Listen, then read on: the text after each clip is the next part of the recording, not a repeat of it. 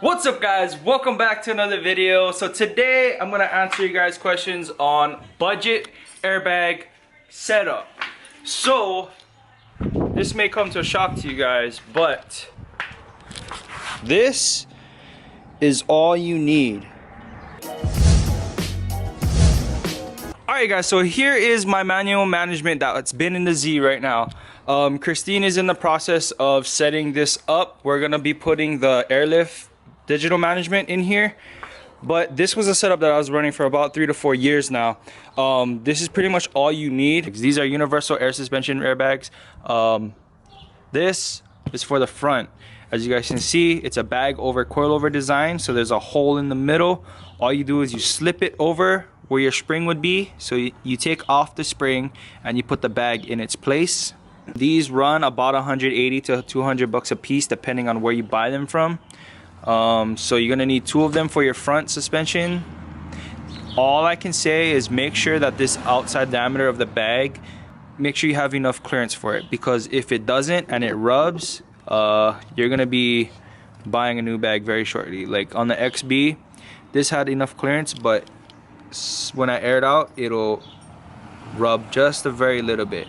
So I was lucky enough to not have to buy too many new bags. I did have to replace one of them on one side. If you need more answers, I would hit up Universal Air or Bag Riders. They're very good at giving you information that you need.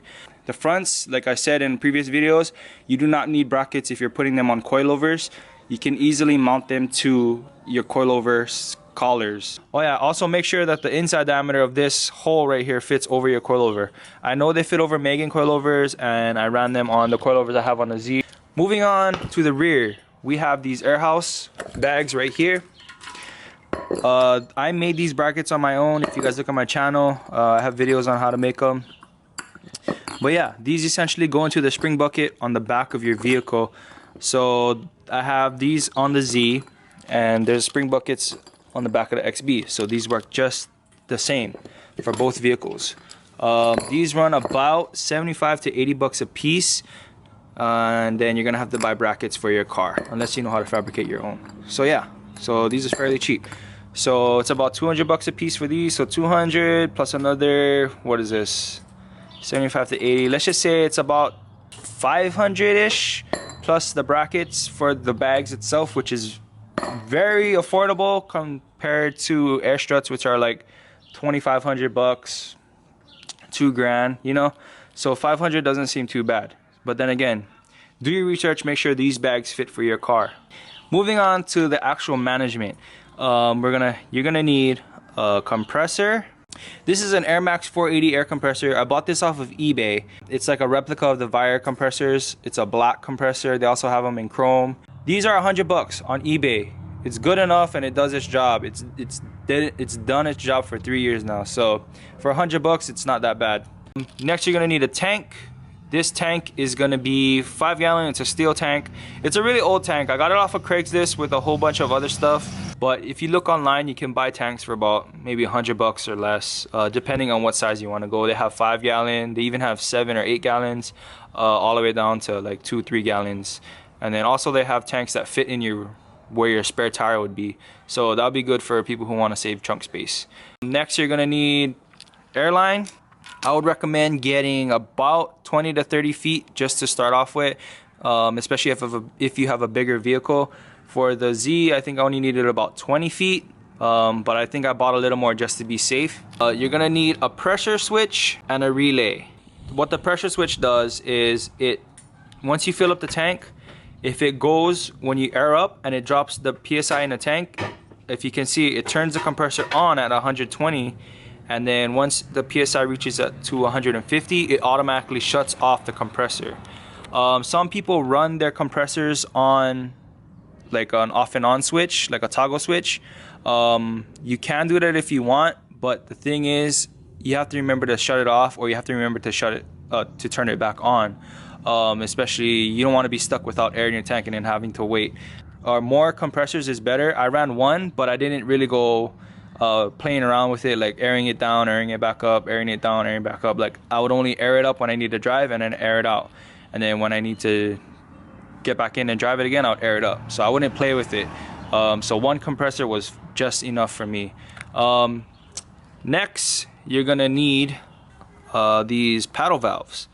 This is what makes this suspension setup really cheap. Now this is all manual, there's nothing electronic about it, which is the best part because to me it's the most reliable. On the right side it says in and on the left side it says out. So this side is going to be your intake, so this is where it's going to come from the tank, and then this side is going to be where it goes to the bag that you want it to. So in essence you could do all four corners, so you would need 4 of these, or if you just want to do front and back you would need 2 of these. I ran the line from the tank to a splitter right here, and then I split it again, so that way I have 4 different lines for 4 different paddle valves. All of these are going to the input of the paddle valves, and then I had 4 lines running out to each individual bags. And that way I could control, you know, front left, front right, rear left, pretty much all corners of the car. If you wanted to, like I said, all you would have to do is, if you wanted to run front and back, then you would simply separate your lines just like this. So you have one line running off the tank into a splitter, and then you have for your rear, then you have for your front and for your back. And then let's just say you only have 2 paddle valves, so you want to run one for your fronts, one for your backs.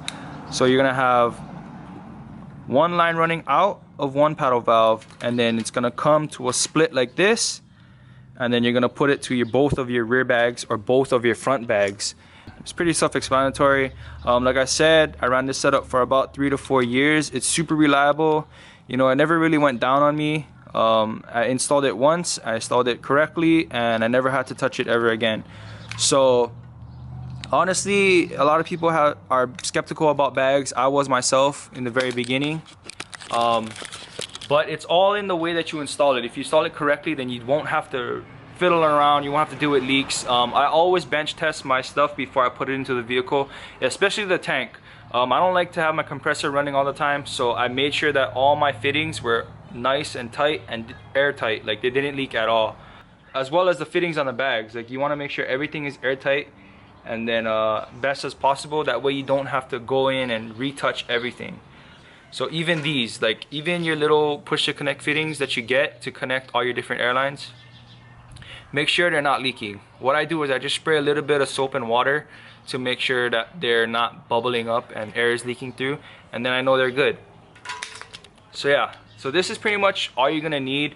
I forgot to mention, you will be needing these push to connect, either push to connect or compression fittings. I just get push to connect because they're super easy to install. You literally just push the line in and you're done. Compression fittings, you have to put in like you have to put an insert into the line, and then you have to screw it down. It's a lot better and a lot safer in a sense, where it won't leak as easily, but it takes a little bit more time, and I was trying to do this in a rush. So yeah, I would recommend getting push to connect if you can. They're a little bit more expensive, I believe, as well. I forgot to mention, with the pressure switch, you're gonna have to wire up a relay. If you look online, there's lots of diagrams that you can use to wire up a relay. I could make a video on it in the future if you guys really need help, but there's tons of them out on the internet right now. But yeah, like I said, this is the most cheapest and budget way to bag your car. It lasted me 3 to 4 years. So if you guys are looking for a budget way to do it, you know, this would be the way to go. It's the most reliable, and you won't have to spend thousands of dollars. This whole setup probably cost me maybe about 700 bucks or so, give or take the cost of fittings and stuff. So that's really cheap. If you already have coilovers, this is the way to go, unless you're gonna sell your coilovers and then use more money to buy a full setup. The downside to this is that there's no presets in it. I didn't run like an air pressure gauge for my bags. Since I knew they weren't leaking, but you could if you want to, but that's an extra maybe about 100 bucks or so, depending on how much your gauge is gonna cost and all that. So I mean, for about 700 bucks or so, like this is a pretty good setup. You're gonna have to look at the prices yourself, but at the time this is what I paid for a bunch of this. Probably even cheaper, to tell you the truth. but like as a base price, about $7 to $7.50 is around what this setup is looking at right now. I pieced together this kit piece by piece. I didn't buy a whole kit. Like, I pieced everything together, which is I think why it was so cheap. If you buy the pre-made kits, yeah, it'll come with everything that you need at one time, and a lot of people like that. It's easier for them, but for me, this was, I liked hunting for things. I like putting things together by myself, as you guys can tell. So it felt more accomplished that way. So that's why I did it this way, and it lasted me a very long time, and it still works. I actually have this is an extra set. I have a set already in there right now that Christine is actually working on right now, as you guys can see. Just to revamp, you need a compressor, you need a tank, you need your airbags for your car. This is what's going to save you money right here. These paddle valves, if you look them up, they're fairly cheap. They're about 20 to 30 bucks a piece. If you only need 2 of them for your front and your rear, they're only going to cost you about 60 bucks or less, maybe even 50 bucks. And this is what pretty much what the management is. This is what controls the car going up and down, like I said previously. So yeah, if you guys have any more questions, just leave them down in the comments. Other people will chime in if you guys have any better advice, or I could chime in too if I have other advice to give you guys, or if you guys have questions that you need to be answered. Other than that, thank you guys so much for watching. Please make sure you give me a big thumbs up. I really appreciate it, and I'll see you guys in the next one. All right, peace out.